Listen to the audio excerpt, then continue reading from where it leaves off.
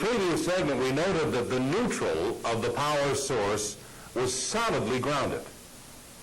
This is necessary in order to provide a path for ground fault currents to flow. And it is this flow of fault current that enables relays to detect the existence of the ground fault. Actually, not all systems are solidly grounded. We shall be discussing this in a moment, but first, let's look a little closer at common utility practice in grounding. What is the nature of this ground? Well, all power system installations, such as power stations and substations, are built on ground grids. The grid consists of metal rods driven into the ground at various intervals, and this in turn is connected to a metallic mesh mat. As a result, all of this area is at the same ground potential. The main reason for this is safety. The external metallic frame of switchgear, transformers, substation structure, motors, relay panels, and so on are all solidly connected to the ground mat. You are well aware from your trips to substations that the grounding straps are always of considerable current carrying capacity to provide an easy path for flow of stray currents or fault currents to ground. The potential of all framework throughout the area is at the same ground potential, so providing safety for personnel working in and around the equipment. Even secondary wiring, for example, CTs and VTs, should be grounded to discharge any electrostatic potential. However, it is very important to remember that these circuits should be grounded at one point only. For example, suppose a CT secondary circuit has a ground applied in the switch yard and another at the relay panel. In this situation, the secondary wiring provides a path in parallel with the ground mat. Now, if a ground fault occurs, heavy fault current could flow through the secondary wiring, thereby causing damage to the secondary wiring and also probable misoperation of relaying equipment. Where grounding of the power system is required, it's achieved by connecting the neutral of the source voltage to the ground mat. In this simple arrangement, we see the generator, which is Y connected, feeding directly into a 15 kV line. The neutral point of the generator is connected solidly to the ground mat at the power station. Now, if a single phase ground fault occurs on one of the lines, say due to a defective insulator, the fault current will run down the tower structure into the ground and return through the ground to the ground mat of the power station.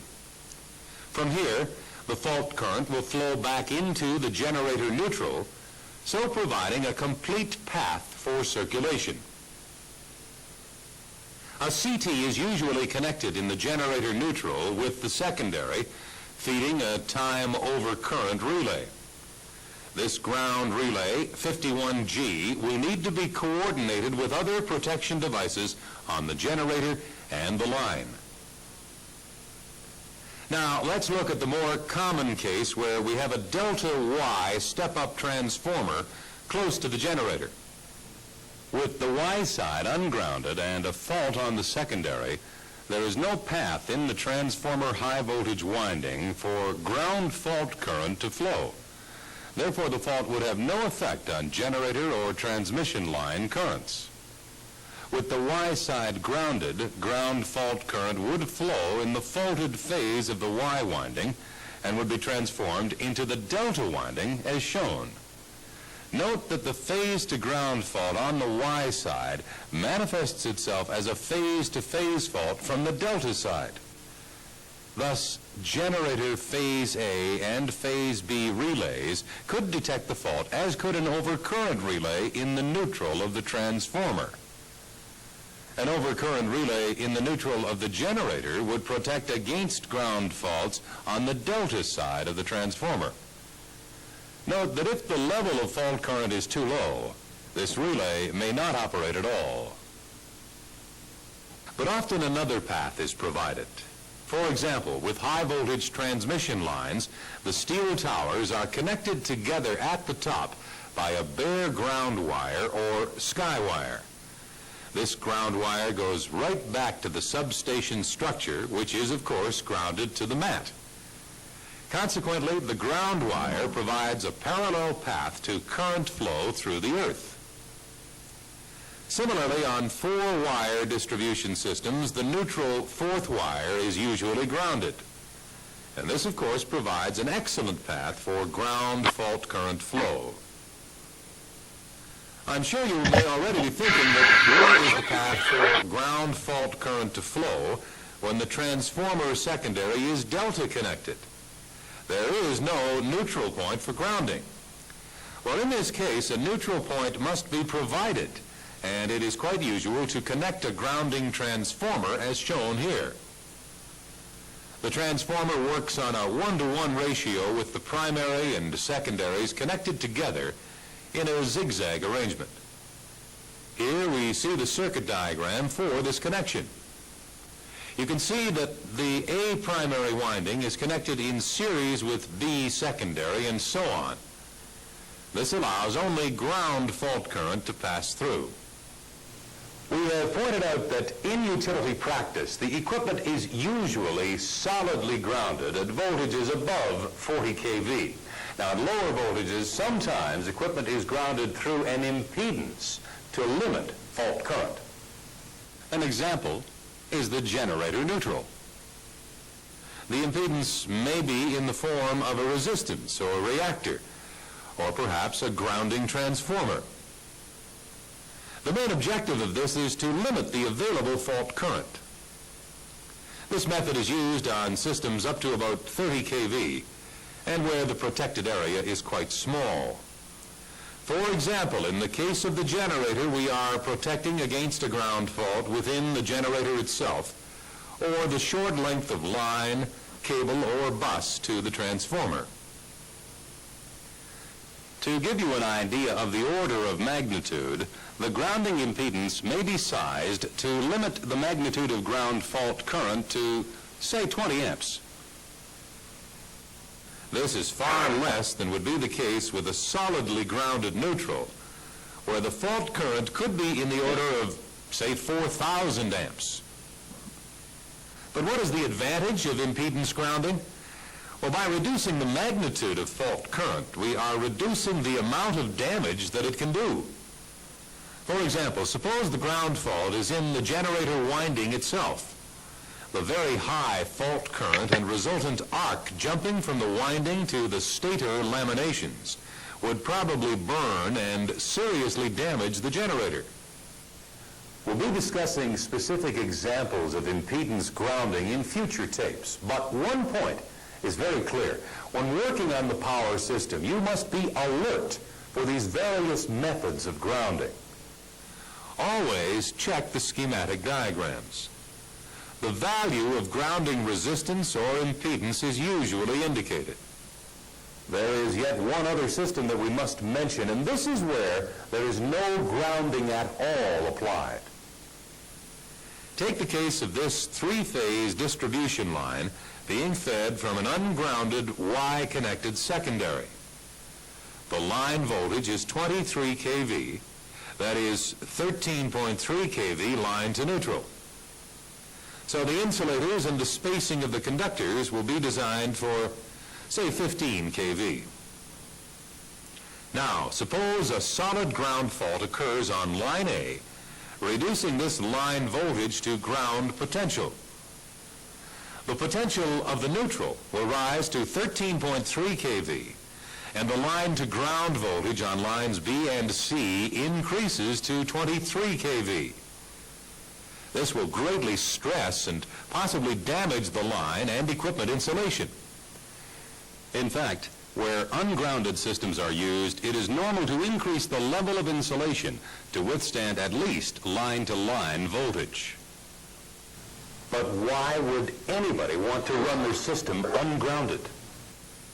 Well, one reason could be to ensure continuity of supply. For example, an industrial installation which must have minimum outage. In this case, if a ground does occur on one part of the system, no tripping will occur and power supply will continue. The three phases will continue to feed the load and retain the normal phase relationships. However, this method presents several possible hazards. First, at the fault location, we have a live conductor coming into contact with ground, which may be accessible to personnel. Moreover, there may be an arc present, which if not interrupted will cause serious damage by burning. Another problem becomes evident if a second ground occurs at another point in the system, say on another phase. In this case, we have effectively a short circuit between the two phases, and this could cause a serious upset to the system. For all of these reasons that we have just explained, ungrounded systems are rarely used. However, there are sometimes areas of a distribution system operating at, say, 13.8 kV connected in delta, and therefore have no accessible neutral point. In this case, ground detection equipment is usually installed as shown here. This is, in essence, a Y-delta transformer. The Y-connected primary provides a neutral for the delta system, and this is solidly grounded. The delta secondaries of the transformer are connected in series.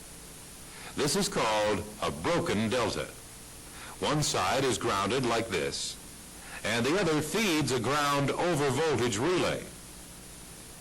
If no fault exists, there is negligible voltage across the relay because the balanced voltages produced in the secondaries cancel each other out. Now, in the case of a ground fault on one of the lines, the voltage to ground on that phase is reduced. This reduces the voltage across the primary of that phase. This will cause a reduction of voltage in the associated secondary.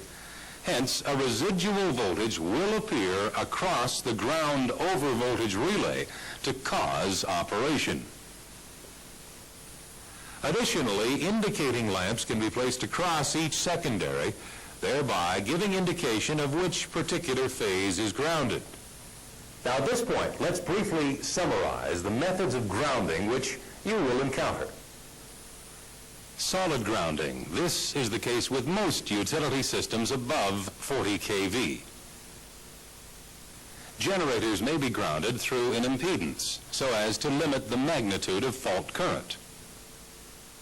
Non-grounded systems are sometimes used in industry or a continuous power supply is required.